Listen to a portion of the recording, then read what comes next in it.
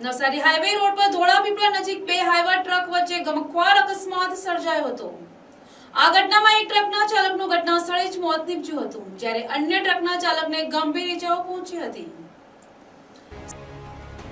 પ્રાપ્ત માહિતી અનુસાર ધોળાપીપળાથી આંબરી તરફ જતા સ્ટેટ હાઈવે પર આ અકસ્માત થયો હતો।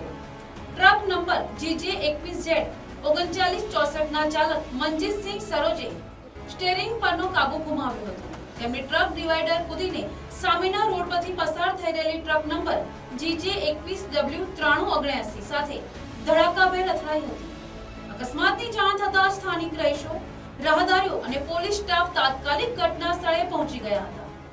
ટ્રકની કેબિનમાં ફસાયેલા બંને ડ્રાઈવરોને બહાર કાઢી સિવિલ હોસ્પિટલમાં ખસેડવામાં આવ્યા હતા, જ્યાં ટ્રક નંબર GJ21W9379 ના ચાલક અરુણ મદન મોહન ભારતી રહેવાસી હજીરા મૂળ બિહારનું ગંભીર ઇજાઓને કારણે ઘટના સ્થળે જ મોત નીપજ્યું હતું।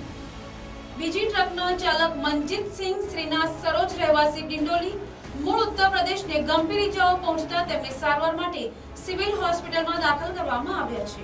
આ મામલે નવસારી ગ્રામ્ય પોલીસે અકસ્માતનો ગુનો નોંધી કાયદેસરની કાર્યવાહી હાથ ધરી છે।